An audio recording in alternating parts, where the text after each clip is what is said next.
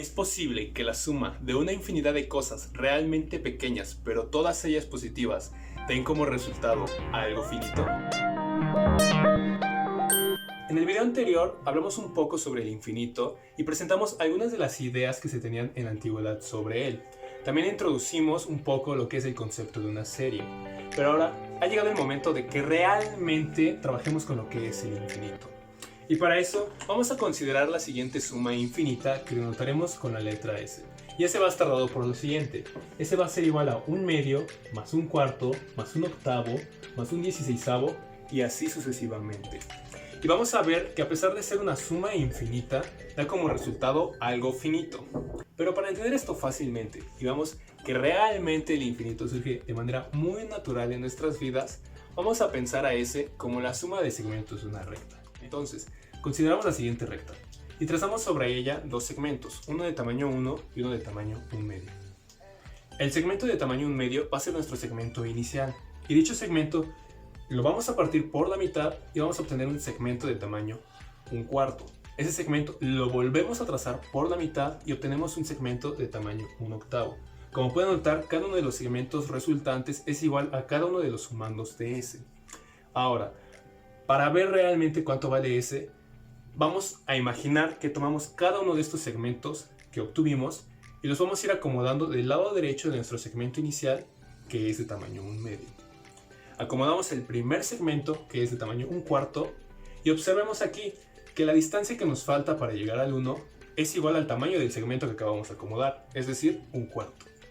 Volvemos a hacer lo mismo con el segmento de tamaño 1/8 y volvemos a darnos cuenta que la distancia que nos falta para poder llegar a 1 es igual al tamaño del segmento que acabamos de agregar, es decir, de 1/8.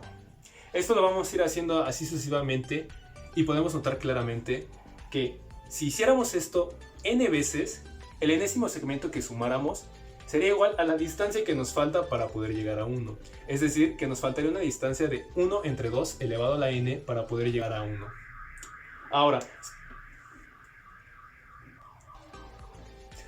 Ahora, repitiendo esto una infinidad de veces, obtendríamos que la suma es igual a 1. Y es aquí cuando alguno de ustedes me puede decir, ¿sabes qué? No es 1. Porque tú me estás diciendo que me puedo acercar tanto como quiera al 1, pero nunca voy a llegar a él. ¿Por qué? Porque siempre me va a faltar un cachito de tamaño 1 entre 2 a la n para poder llegar a 1. Y sí, tienes toda la razón, realmente nunca llegamos al 1. Pero lo importante aquí no es eso, sino qué es lo que entendemos nosotros por una suma infinita. Y es aquí cuando entra la idea de lo que es el infinito actual y el infinito potencial. Aristóteles, en su tercer libro de su obra Física, plantea la idea de la existencia de dos infinitos. Uno como un proceso de crecimiento sin final y la segunda como una totalidad completa. El primero, el infinito potencial. ¿Qué quiere decir el infinito potencial? El infinito potencial se piensa como una operación reiterativa ilimitada. ¿Qué quiere decir esto? Que si nosotros pensamos, por ejemplo, en la siguiente sucesión, 0, 1, 2, 3, 4 y así, no vamos a ver en esta sucesión como tal un número que diga infinito. Es decir, el infinito no aparece ahí como un valor, sino que es algo que se va construyendo. ¿Por qué? Porque siempre podemos pensar nosotros en un número natural lo suficientemente grande y podemos sumarle 1 y obtendremos uno más grande. Entonces es aquí que decimos que es un infinito potencial. Por otra parte, el infinito actual se piensa como un infinito existente como un todo o como una unidad. Este realmente es un concepto un poco más abstracto y para poder entenderlo necesitamos construir algunas herramientas de teoría de conjuntos para tener así una axiomática consistente que nos permita construir conjuntos y así realmente definir lo que es el infinito y definir algunas otras cosas como lo es la cardinalidad y la potencia de un conjunto. Pero si quieres saber más de esto, te invito a que te suscribas y que estés atento a la siguiente serie que muy pronto empezaremos sobre temas de álgebra superior, en la cual trataremos temas como estos. Entonces, con eso tenemos que nuestra suma S vale potencialmente 1. Pero si todavía no te ha quedado claro, vamos a ver esto de manera geométrica. Vamos a considerar los siguientes cuadrados. Cuadrados de tamaño 1, es decir, es un cuadrado unitario. Y vamos a dividir el primero por la mitad de manera vertical. Y lo que obtenemos aquí es un rectángulo cuya área es de 1/2. Vamos a volver a dividir, pero ahora este rectángulo por la mitad, pero de manera horizontal.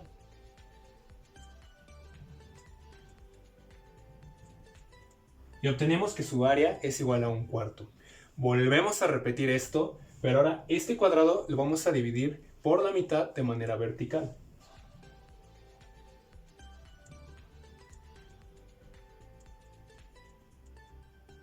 Y el rectángulo que obtenemos tiene como área 1/8. ¿Qué podemos notar aquí? Que realmente cada una de las figuras que vamos obteniendo no pasa del cuadrado original, sino que realmente lo que estamos haciendo es rellenarlo. Entonces, si nosotros repitiéramos esto una infinidad de veces,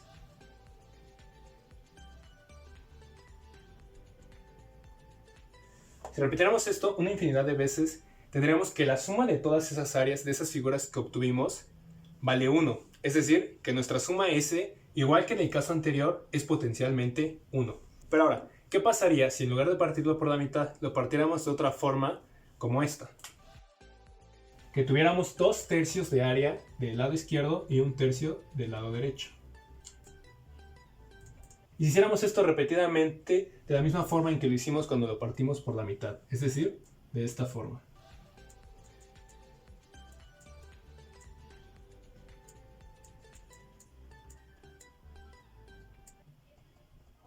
Si hiciéramos esto una infinidad de veces, obtendríamos la siguiente ecuación. Que nuestra suma S ahora va a ser igual a ¿qué? A 2/3 más, y así una infinidad de veces. Y si se dan cuenta en los dibujos, si siguiéramos haciendo esto, realmente obtendríamos que el resultado de S es igual a 1. Entonces ahora lo que vamos a hacer es factorizar esto, es decir que S es igual a 2 por 1/3 más 1/3 al cuadrado, y así sucesivamente. Como ya sabemos y se ve de manera geométrica, S es igual a 1.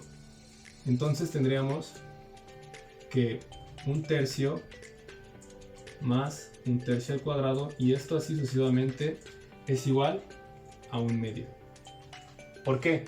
Porque si toda esta suma vale 1 y este es un 2, entonces todo esto tiene que valer 1/2 para que esto valga 1. Ahora, pensemos que en lugar de hacerlo en esa proporción, lo hacemos en la proporción 3/4, 1/4. ¿Qué quiere decir esto?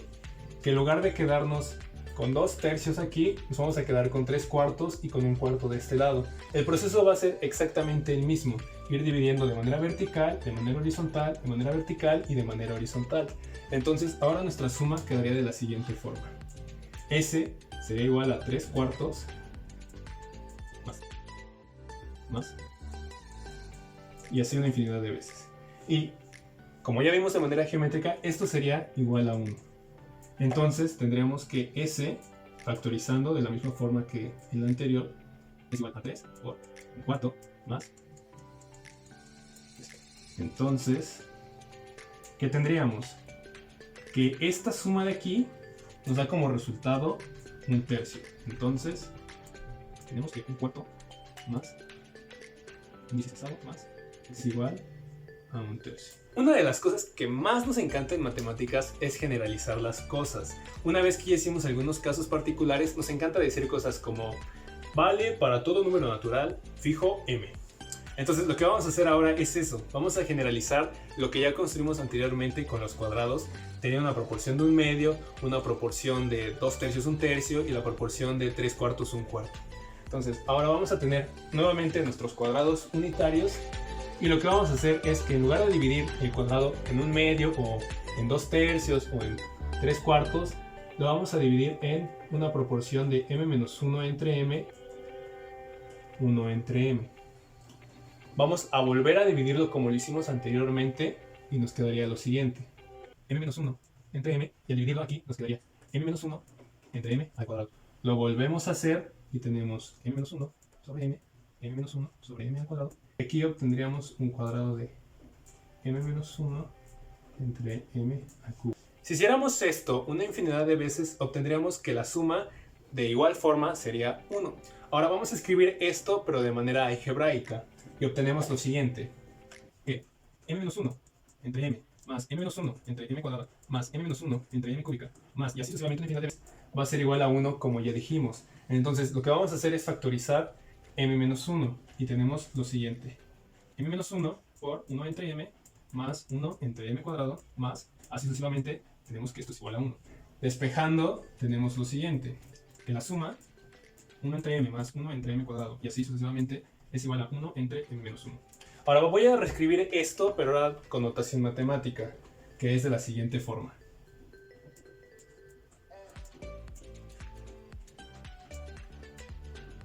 Entonces obtenemos que la suma de 1 entre m elevado a la i, desde i igual a 1 hasta infinito, es igual a 1 entre m menos 1. Ahora, voy a reescribir esta expresión y quiero que lo tengan muy en cuenta para lo que sigue posteriormente.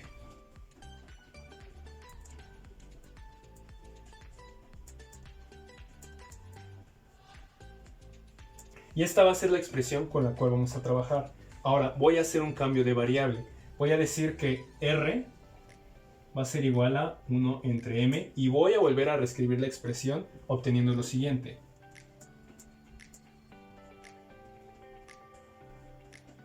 Tenemos que la suma desde igual a 1 hasta infinito de r a la i es igual a r entre 1 menos r. Ya estamos muy cerca de llegar a lo que realmente necesitamos, que es una expresión para este tipo de series. Después de todo el relajo que ya hicimos, llegamos a la expresión que tengo anotada aquí en el pizarrón.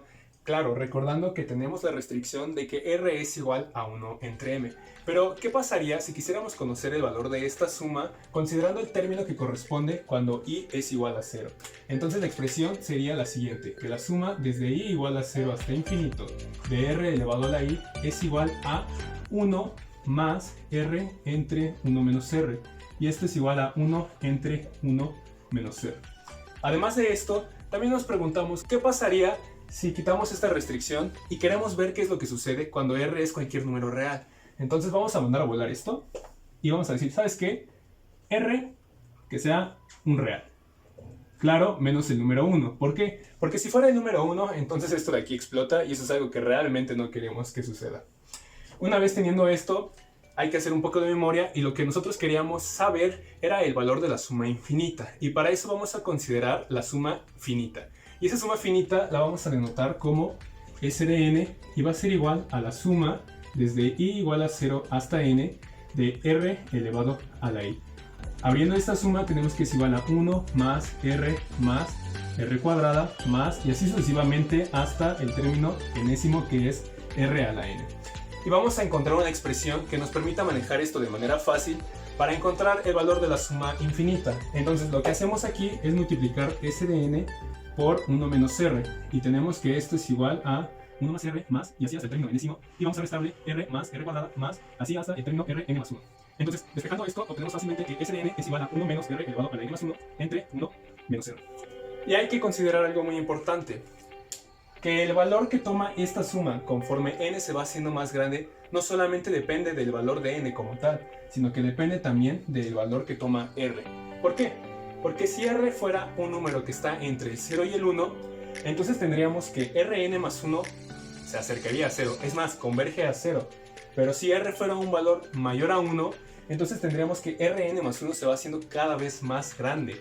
Por el contrario, si tomáramos un intervalo entre el menos 1 y el 0, tendríamos oscilaciones entre números positivos y negativos, pero eventualmente se acercarían a lo que es el 0.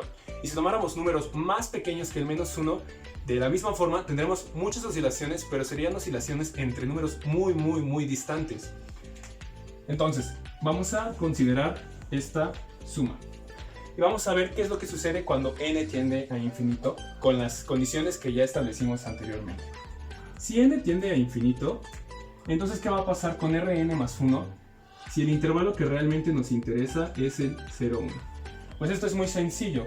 Esto se va a 0 y obtenemos que cuando n tiende a infinito, S de n converge a S, que S es nuestra suma infinita. Por lo tanto, S va a ser igual a 1 entre 1 menos r. Y este valor que está aquí, es el valor que obtenemos de la serie geométrica. El término de serie geométrica se debe a una razón muy simple, y es que podemos tomar cualesquiera dos números consecutivos y realizar el cociente entre ellos, y el número que vamos a obtener siempre va a ser constante. ¿Qué quiero decir con esto? Que si nosotros tomáramos el segundo término de la serie y lo dividimos entre el primer término de la serie, nuestro resultado va a ser R. Y si tomáramos el tercer término de la serie y lo dividimos entre el segundo término de la serie, entonces el resultado va a volver a ser R. Y esta es una de las características fundamentales de una progresión geométrica. Pero seguramente ahorita me vas a decir, oye, entendí muy bien cuando me estabas hablando de dibujitos, que teníamos cuadrados, pero empezaste a hacer álgebra y no sé cómo rayos llegaste a esto. ¿No habrá una manera geométrica para entenderlo que sea muchísimo más fácil? Y la respuesta es que sí hay una manera muy fácil de ver esto de manera geométrica, y eso es lo que vamos a ver a continuación. Para la construcción geométrica de la serie, vamos a ubicarnos en el plano y trazaremos dos segmentos, uno sobre el eje X y el otro sobre el eje Y, cada uno de tamaño 1. Le llamaremos al origen como O y los demás puntos como A y C. Y lo que haremos será trazar una recta sobre el punto A que sea paralela al eje Y, cuya longitud sea de R, donde R es menor que 1. Y al punto obtenido lo bautizaremos con el nombre de B. Observemos que hemos generado un trapecio y que la longitud de AB es menor a la de OC. Con esto podemos garantizar que si extendemos el segmento de la recta CB, existirá un punto P que interseca con el eje X. Ahora, tomemos un punto a la derecha de A una distancia de R, y sobre dicho punto tracemos una recta paralela al segmento AB que intersecte con CP. A este punto de cruce lo llamaremos B. Y les pregunto, ¿cuánto mide A'B'? Bueno, espero que recuerden sus clases de geometría básica porque hemos generado dos trapecios semejantes, de modo que podemos decir que A'B' entre AB es igual a A' entre OA. Sustituyendo los valores, obtenemos que A'B' es igual a R². Lo siguiente que haremos será tomar un punto a la derecha de A, con una distancia de R², y a ese punto lo bautizaremos con el nombre de AB'. Y vamos a repetir el razonamiento anterior trazando una línea sobre este punto que sea paralela al eje y que intersecte con la recta CP, y ese punto le pondremos por nombre B'. Y volvemos a hacernos la misma pregunta. ¿Cuánto mide A'B'? Y espero que hayan respondido rápidamente R³. Repitiendo el proceso anterior sucesivamente, es más fácil notar que el segmento de recta OP es igual a la suma de cada uno de los valores que obtuvimos. Pero ahora viene la parte más interesante, que es encontrar el valor de esta suma solo utilizando el dibujo. Y tal vez parezca algo complicado, pero lo único que necesitamos hacer es pensar en el triángulo COP que hemos generado, y que uno de sus lados es igual a la suma que estamos buscando. Así que solo será necesario tomar un triángulo semejante cuyo lado equivalente sea un valor conocido para nosotros. Y esto lo podemos hacer trazando un segmento horizontal a partir del punto B. Llamaremos como D a la intersección con el eje y este triángulo resulta ser semejante al triángulo COP. Entonces, lo único que nos falta hacer es utilizar la semejanza de triángulos de la misma forma en que lo hicimos para los trapecios, obteniendo entonces que OP entre DB es igual a OC entre DC. Y oh, sorpresa, al sustituir los valores obtenemos lo que estábamos buscando, que la serie geométrica es igual a 1 entre 1 menos R, donde R es un número entre el 0 y el 1. Con esto terminamos el análisis de la serie geométrica. Espero que te haya sido de gran utilidad el video y que si te gustó me regales un like, te suscribas y compartas con tus amigos. Yo soy Fede y nos vemos en el siguiente video.